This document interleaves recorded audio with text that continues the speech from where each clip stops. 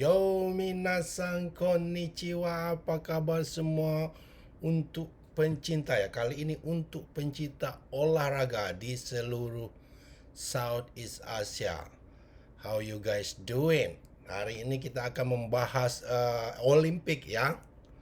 Sedikit lari dari sepak bola, walaupun channel ini sering membahas sepak bola. Jadi saya pada umumnya olahraga lah. Olimpik Indonesia. First of all, kita ucapkan congratulations udah dapat 2 emas dari panjat tebing sama angkat besi dan satu dari bulu tangkis ya, perunggu. Dengan segala kelebihan dan kekurangan, kita ucapkan dulu congratulations, omedeto untuk Indonesia Olimpik ini. Nanti kita akan bahas kenapa menurut saya medali ini adalah penyelamat muka, penutup malu bangsa besar yang nomor 4 populasi di dunia, Indonesia ini ya.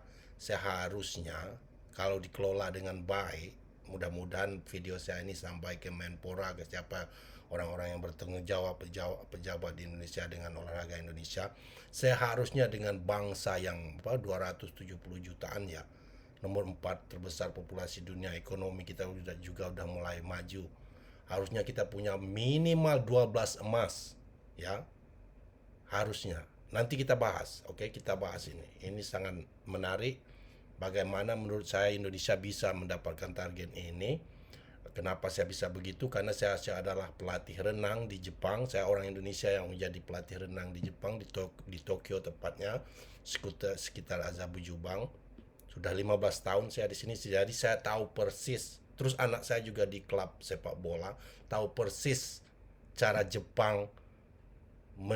Coba perhatikan Jepang, negara kecil yang populasinya ini udah amburadul, udah pas-pasan, sanggup udah berapa emas, udah hampir 10 emas sekarang.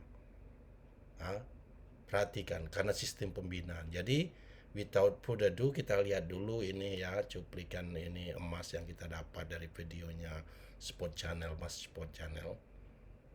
Jadi ini komentar orang Malaysia katanya tentang emas Indonesia. Indonesia sukses meraih 2 medali emas di hari ke-13 Olimpiade Paris 2024. Emas pertama Indonesia diraih Fredrik atlet Leonardo. panjat tebing Fredrik Leonardo di nomor speed putra.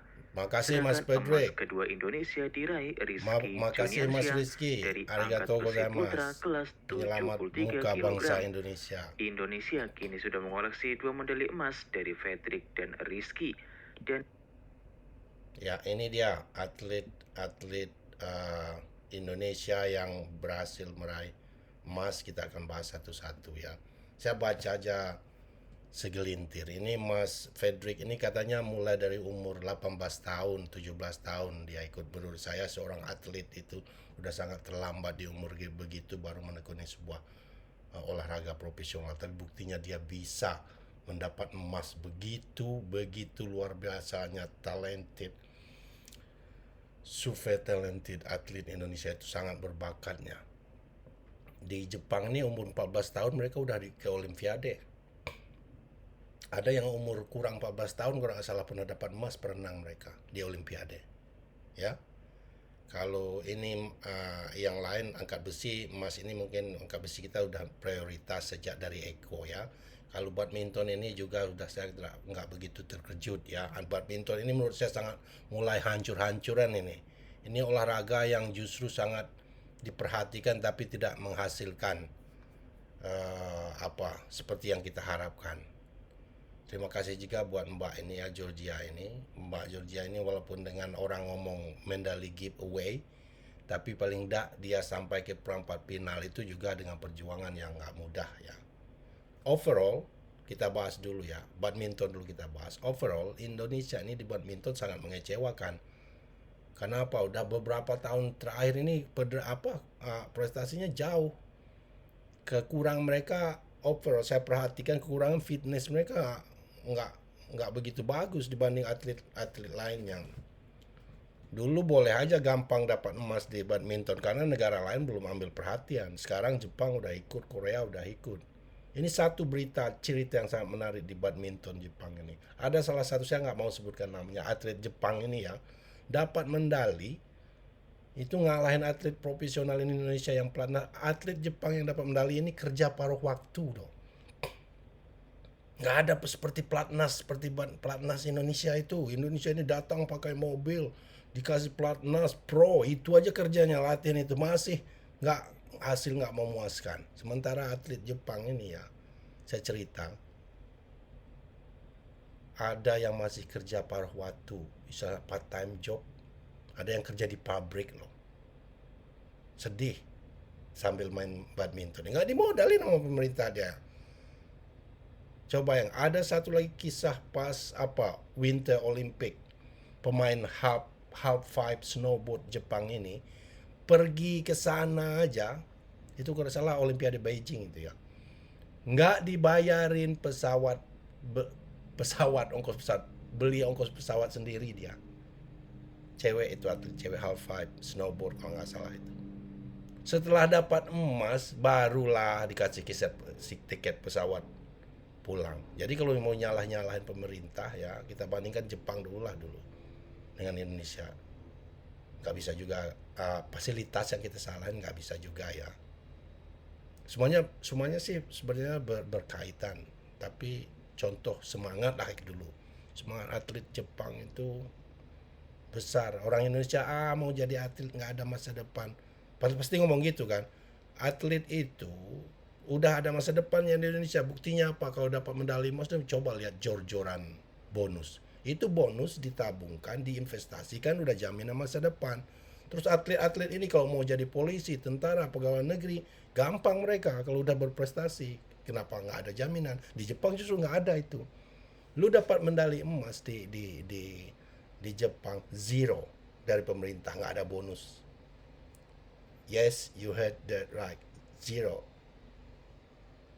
Jadi atlet di Jepang ini dapat emas ini tuh memang untuk kebanggaan pribadi. Paling ya nanti mereka dapat disponsor itu. Nah, tapi kalau untuk pemerintah, kita bahas pemerintah ya, nggak ada.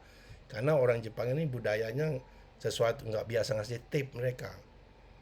Olahraga itu nggak bisa dihargai dengan uang buat mereka. Pemerintah nggak tahu lah gimana, budaya atau gimana, memang pelit, nggak tahu ya. Zero. Jadi terus terang kalau anak-anak saya berprestasi di atlet ini di Jepang, walaupun ibu dia orang Jepang, saya suruh bela Indonesia aja. Ya jelas kan, dapat emas di sini berapa bonus saya. Dari pemerintah berapa? Nanti saya belum tahu nih, miliaran itu kan. Belum lagi dari sponsor-sponsor. Nah, uang itu diinvestasikan, dibikin, ya kalau saya orang Sumatera, bikinkan ke kebun sawit itu ini, selamat masa depanmu. Ini anak atlet-atlet medali emas ini kalau mau jadi pegawai negeri ya gampang mereka, saya jamin itu, mau jadi tentara, jadi apa. Tapi menurut saya pribadi, atlet-atlet ini, bekas-bekas atlet ini ya, dimanfaatkan untuk jadi guru olahraga lah, pembinaan atlet di daerah dari mana mereka berasal, jadikan pegawai negeri mereka, mendingan daripada gak jelas itu pegawai-pegawai yang nyogok-nyogok nggak ada prestasi. Ini mereka udah ada kan atlet-atlet yang berprestasi tingkat SEA Games itu, apalagi yang Olimpiade kan, itu harusnya dijadikan duta olahraga, pembina olahraga di tempat mereka masing-masing.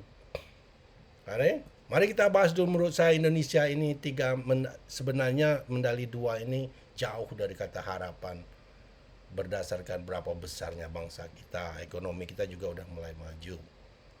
Ya, dibanding dengan Jepang yang populasi anak muda mereka menurun. Ini saya ceritakan ya, anak saya untuk kelas 4 SD, untuk membuat grup sepak bola aja mereka butuh 5 sekolah dasar.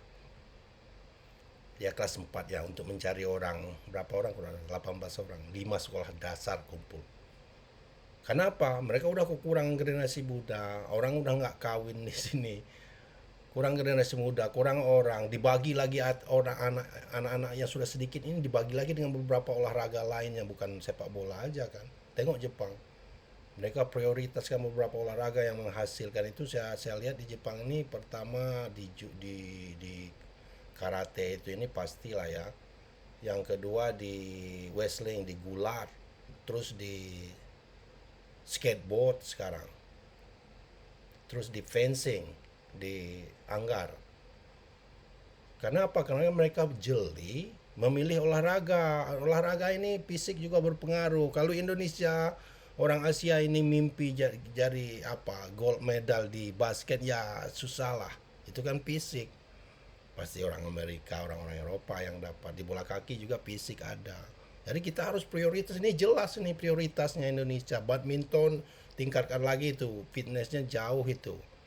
Atlet-atlet Korea itu yang kemarin ngalahin ini, si Georgia ini kan apa, pelatihnya orang Indonesia. Kenapa bisa? Kenapa dia orang Indonesia bisa melatih luar negeri, atletnya dapat berprestasi, kenapa nggak di Indonesia? Ya, itu ada apa dengan Kemenpora, dengan pejabat Indonesia? Jangan numpang foto aja kalau atlet ini dapat ini. Cari nama aja kalau dapat dapat medali emas. Ini atlet-atlet rahmat Allah Subhanahu wa taala, ini nggak dibentuk sama pemerintah. Pelari Indonesia siapa itu yang dari Lombok juga. Coba dia dikirim, diasah ke pentas-pentas dunia. Ini di Jepang ini pelari-pelari atletik mereka siapa seperti Sunny Brown, mereka yang campur-campuran hitam ini. Sunny Brown ini kalau nggak salah campuran Jamaika, kalau nggak salah Jepang. Ini dikirim ke sekolah atletik, dikirim dia ke Amerika, kemana begitu. Nah Indonesia, ini pendapat saya sebagai seorang pelatih, bukan asal ngomong aja, bukan asal impian saya, sebagai seorang pelatih renang di Jepang, di tempat yang jelas Jepang jauh ninggalin kita kan di Olimpiade sekarang, walaupun populasinya dikit dari kita. Kenapa? Karena sistem pembinaan dan mental orangnya beda. Jepang ini atlet itu kebanggaan. Kalau Indonesia atlet nanti nggak ada jaminan masa depannya. Itu kan mindsetnya sangat jelek sekali. Kalau kamu berprestasi pasti ada masa depannya. Mau jadi apa aja, atlet-atlet seperti berprestasi itu kan udah mau pemain bola aja udah yang jadi tentara, gimana gampang, orang fisiknya udah bagus. Siapa ngomong itu nggak ada masa depannya? Ini atlet-atlet Olimpiade yang dapat emas ini berapa nanti, miliaran ini dapat uang. Diinvestasikan udah jaminan masa depan, jangan dipoya-poyakan. Orang ini, anak-anak ini juga harus dikasih ilmu finansial sedikit. Ya, itu udah dulu menurut saya Indonesia itu. Semoga Bapak Kemenpora apa ini dengar ini ya. Dari dulu-dulu nggak berubah-berubah, kita nganalin angkat besi dengan apa aja, badminton. Ini jelas cabang panjat tebing ini potensi. Carilah olahraga, lihat Cina, belajar dengan Cina, olahraga yang istilahnya nggak begitu fisikal, nggak begitu menentukan. Contoh ini ya, pingpong, table tenis meja, itu single putrinya Cina nomor medali emas, perak, perunggu dihantam mereka semua. Kenapa di badminton kita pernah menjuara, mendominasi dulu? Kenapa? Karena physical tuh doesn't really matter. Kalau berharap mau menang di volleyball emas, di bola kaki, di basketball, di renang, ya agak susah memang orang kita karena physical kita udah kalah. Orang Eropa, Afrika tinggi-tinggi besar. Cari olahraga yang begini nih, speed ini kan, speed climb ini. Angkat besi karena ada aturan apa berat badannya, badminton, tenis meja, itulah fokus Indonesia. Coba fokuskan terus. Kalau di akuatik, di renang mungkin kita bisa kalah agak sukar. Long distance biasanya Jepang di long distance-nya breaststroke dia dapat ya. Kalau sukar ya, ambil lompat indah. Lompat indah kan nggak perlu tubuh tinggi besar. Lihat siapa lompat indah, perhatikanlah Cina. Putri lompat indah Cina, satu-duanya Cina. Kecil mungil orangnya. Lompat indah nggak perlu besar tinggi, enggak. Itu apa saya yang perlu jadi apa? Menteri olahraga. Kalau setuju subscribe, like ya.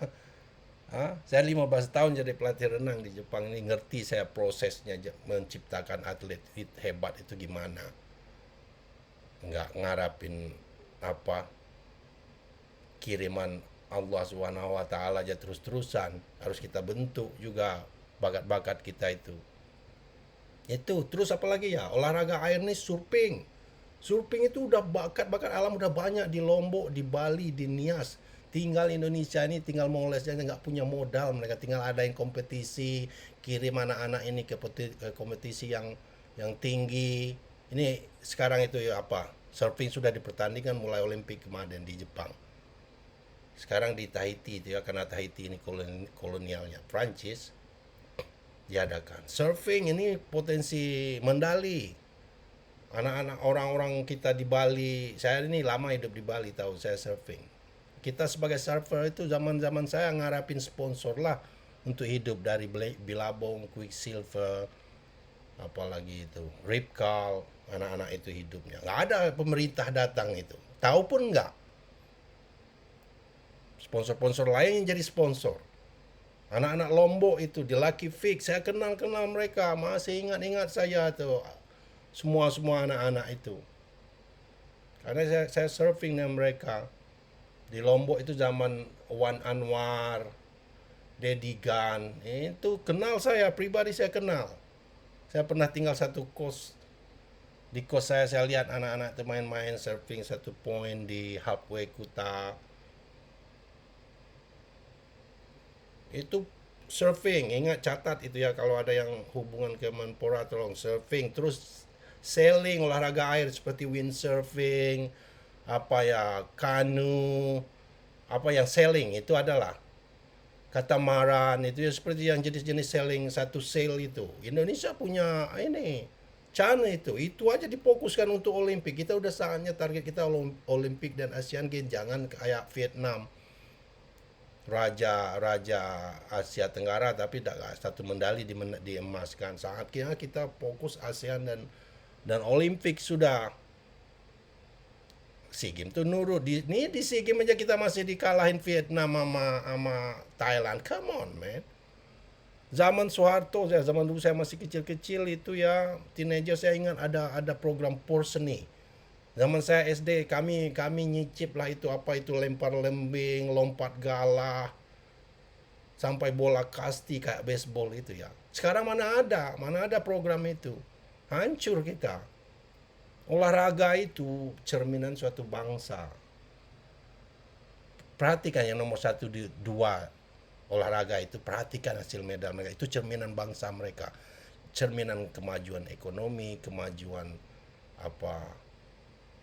finansial mereka, kemajuan mental mereka, kemajuan budaya, kemajuan manusianya secara fisik dan mental. Itu cerminan. Berapa? 1-2-nya Cina, Amerika. Tengok mereka. Mereka memang adik kuasa dunia. Di dalam tubuh yang sehat, ya terdapat jiwa yang sehat. Jadi jangan biarin anak-anak kita obesitas, sibuk main game, main handphone.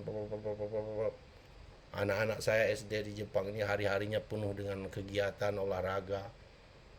Libur musim panas pun pergi camp. Anak saya ini yang dua-duanya udah di rumah ini camp dengan Barcelona. Ini jelas ini olahraga yang sebut saya dulu di air dulu ya, karena saya tahu persis ini. Akuatik, lompat indah. Renang mungkin agak susah bersaing dengan mereka ya, fokus di lompat indah yang nggak perlu fisikal. Perhatikan peraih emas cewek Cina itu 1-2, kecil-kecil mungil. Terus di surfing, sailing, tuh tolong perhatikan Pak Menpora, itu calon tempat pundi emas, olahraga yang belum dikuasai banyak orang juga. Ini seperti surfing ini kan butuh tempat, ada ombak, ada apa. Kita beruntung, negara kita itu dikaruniai Allah SWT dengan kelebihannya yang sangat luar biasa. Negara Eropa itu, beberapa negara Eropa nggak punya laut, ya. Kita punya, itu kelebihan kita. Terus olahraga surfing ini nggak butuh fisikal, cuma butuh teknikal aja. Kecil body kita makin bagus, makanya saya sailing juga. Terus untuk akuatik, bisa renang long distance, menurut saya yang sangat berpotensi itu di lompat indah, karena nggak butuh fisikal, itu taktikal aja yang banyak kan. Terus badminton, jelas ini. Panjat tebing ini tolong dibikin panjat tebingnya di mana-mana, setiap daerah Indonesia adakan kompetisi. Kuncinya kompetisi mulai SD, setiap SD itu diadakan lagi olahraga, digiatin. Jangan dibiarin anak-anak Indonesia itu obesitas, mata minus muda-muda. Ya, bikin porseni, nggak ada porseni dulu, zaman-zaman dulu itu. Pekan Olahraga Nasional Indonesia, mulai dari SD, tingkat SD, apa desa, kecamatan, kabupaten, rutin. Di Jepang ini tiap hari Sabtu Minggu anak-anak mana ngeloyor ngelidur, mereka punya klub yang hobi badminton, yang bola kaki, yang trekking, yang atletik, yang hobi seni, bukan ngabisin waktu nongkrong di mall atau narkoba. Apa itu? Anak-anak muda itu penuh energi, kalau nggak diarahkan energi mereka ke yang positif, ya ke yang negatif akhirnya. Oke. Yang kedua ini jelas ini, adakan itu panjat tebing ini di mana-mana aja. Angkat besi prioritaskan ini. Dari dikasih mau dimodalin, jangan numpang foto doang pas mereka dapat medali. Come on. Badminton juga saatnya kalian wake up. Ini kalau mau jadi juara fisikal kita, itu fitness kita kelihatan sekali kurang. Siapa? Taufik Hidayat. Ingat cerita dia. Sebelum ke tempat latihan suruh lari sama bapak dia. Oh, itu fisikal kan? Fitnessnya dibentuk. Ini atlet-atlet poli saya perhatikan masih ada lemak-lemak di tubuhnya, glamber. Kamu yang namanya atlet itu harus zero fat, harus lemak di tubuh dia. Bandingin tubuh pemain voli kita itu ya, atletnya, bandingkan dengan Jepang. Lihat aja bentuk tubuhnya. Udah, it's explain everything. Alright. Di Indonesia itu. Terus untuk atletik kita bisa juga ini yang long distance-nya lah ya, lari-lari long distance, maraton. Ambil atlet-atlet dari timur, dari Papua, daerah-daerah pegunungan itu. Dikondisikan aja sesuai daerah pegunungan Papua maunya atletik. Karena fisikal mereka mungkin mereka besar-besar, terus yang anak-anak pegunung itu udah terbiasa naik turun gunung di mana, bukan di Papua, di mana aja. Untuk atletik umpamanya lari jarak jauh, maraton, ya itu tugasnya Kemenpora kan. Perhatikan, fasilitasi itu. Udah budayakan lagi lah olahraga Indonesia tuh. Jangan jadi generasi loyo lah. Kita nomor 4 dunia minimal, kita ya di bawah harusnya Amerika, Cina udah cocok mereka ini ikut, mereka populasi mereka terbesar, udah cocok ini, udah in the good track. Indonesia ini yang harus sesuaikanlah dengan populasi. Ya. Ini terus apalagi ini dari saya ya, teman-teman silakan tambah lagi. Saya ngomong begini karena saya juga seorang pelatih renang, saya ngomong 15 tahun saya di Jepang, saya ngerti persis cara Jepang menciptakan atlet. Itu keterlibatan orang tua, di rumah juga kita perhatikan makan. Terus kuncinya kompetisi usia dini yang regular, yang terus menerus, nggak angan-angan tai ayam. Seperti anak saya ini ya, yang kecil, yang umur mulai dari TK udah ada main bola. Anak saya yang kelas 4 mulai serius SD. Setiap Senin Selasa di Akademi Barcelona. Sabtu Minggu di sekolah, di klub sekolah dia. Terus ada kompetisi rutin, ada liganya, Liga Sakura namanya tempat anak saya. Untuk SD ini. Ada latih tanding, ada championship, sebenarnya turnamen. Ada yang cuma latih tanding aja rutin. Paling dalam sebulan tuh cuma 2 kali mereka latihan di sekolah, cuma latihan biasa. Sisanya latihan tanding, latihan partner, tanding, ada kompetisi apa-apa. Mulai dari itu semua olahraga. Itulah hasilnya. Usahamu tuh nggak akan dikecewakan oleh hasil. Hasilnya tidak akan mengecewakan usahamu. Jadi berhentilah Indonesia ini ngarapin atlet-atlet yang mukjizat aja yang dikasih Allah Subhanahu wa taala ya. Atlet dengan bangsa yang sangat besar begini, kita potensi yang sangat besar, tinggal kita organize. Tirulah, udah puluhan tahun ini, udah berapa tahun Indonesia merdeka ini, masa nggak sampai sekarang nggak, yang ianya malas, dananya dikorupsi, nggak kerja sesuai harapan, itu yang ianya. Masa nggak bisa lihat, gampang, pergi ke Cina, seminggu selesai kena lihat atau suruh kembali tuh pelatih-pelatih Indonesia itu yang ngasih emas di negara lain itu latih atlet Indonesia, bayar mereka sesuai dengan yang mereka dapatkan di luar negeri, pasti mereka pulang, mereka lebih comfort lah di tempat sendiri kan. Itu apa itu, tolonglah contoh yang dari saya aja ya. Atlet ini speed climbing ini jelas. Yang nggak ada fisikal kita bisa ambil itu apa, angkat besi jelas ini harus digalakkan. Badminton jelas, ini badminton ini termasuk olahraga mahal bagi orang kampung ya, dipusatkan aja di kota-kota. Kalau atletik itu ini ambil di daerah Papua, daerah-daerah timur Lombok itu. Atletik dianukan 10 atlet-atlet yang bekas atlet itu dikondisikan, mereka dikasih kerjaan untuk pembinaan. Yang bola di bagian bola. Terus umpamanya untuk surfing olahraga ini fokus saja di Lombok dengan Bali sama di Sumatera ini di Nias. Banyak medali yang bisa kita harapkan dari olahraga begini. Di sepak bola ya fisikal lebih ada, udah usaha udah bagus, apa kemana udah bagus kita. Ada, tapi untuk jadi juara dunia itu kayaknya masih panjang ya. Ini jelas ini, olahraga inilah yang harus kita, tugasnya Kemenpora lah itu ya.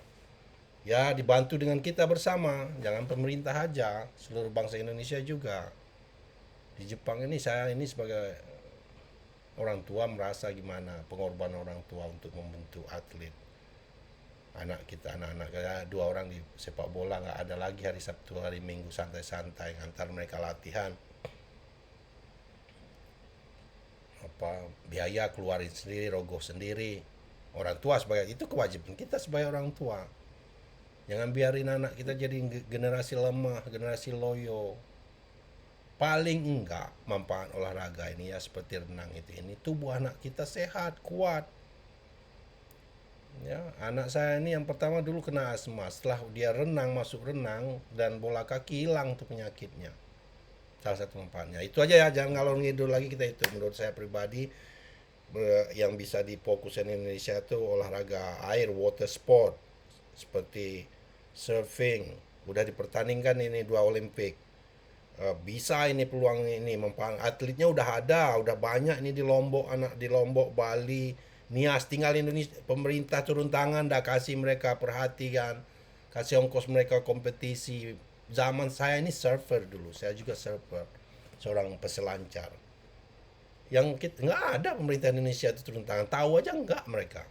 Justru yang jadi sponsor tuh brand-brand dari luar negeri, seperti Quicksilver, saya ngomong, Billabong, Ripcal, itu aja. Brand kita nggak ada, pemerintahnya nggak tahu apa-apa itu. Ngarapinnya ya dapat emas dari mereka tanpa modal, come on, man. Itu kan. Terus badminton, apa tenis meja, itu tenis meja saya barin tenis meja seluruh Indonesia SD, mulai dari SD, SMP, SMA, daripada narkoban, apalagi atletik, banyak yang bisa kita ikuti itu. Ini yang jelas 3 olahraga ini kan, itu dari saya. Menurut teman-teman kalau ada usulan lain silakan komen di bawah, subscribe, save video ini. Nanti kalau yang pengen mau belajar renang secara gratis dan benar seperti yang saya omongin, saya adalah pelatih renang di Jepang. Nanti di link deskripsi saya taruh ada YouTube khusus saya masalah renang ini untuk beginner ya, latihan renang yang baik langsung dari Tokyo kalau nggak salah judulnya. Nanti saya kasih di link descriptionnya. Oke, begitu saja teman-teman. Thank you for tuning. Congratulations Indonesia. Saya hormat pada anda ini atlet 3 orang ini tanpa modal, dimodalin, tanpa dibina dengan pro seperti negara maju Jepang ini. Anda sudah mendapatkan menjemahkan medali begini, man. You guys are awesome. Ya, respect. Itu saja untuk hari ini. Sampai di hari berikutnya mudah-mudahan kita tambah lagi medali yang nggak tahu dari cabang mana nanti. Paling nggak kita juara di Asia Tenggara lah dulu. Ini cerminan kalau mengukur suatu kehebatan olahraga tuh lihatlah dari Olimpiade ini. Nggak ada olahraga Jangan jadi kayak Vietnam ini dapat jago sekali di Asia Tenggara di SEA Games, tapi satu pun nggak ada medali di sini. Justru saya salut dengan Filipina ini, udah 2 emas dia kan. Thailand dari dulu udah langganan, kayaknya Thailand, Indonesia, uh, Filipina nih andalan Southeast Asia. Malaysia belum ada emas, ada perunggu perak lah ya. Sama lah dengan Indonesia ngandalin badminton aja. Alright, begitu saja guys. See you next time. Thank you for tuning. Matane sayonara, saya nggak ngomong sayonara ya, matane. Langsung dari Jepang, mau Jumatan dulu nanti kita. Bye bye.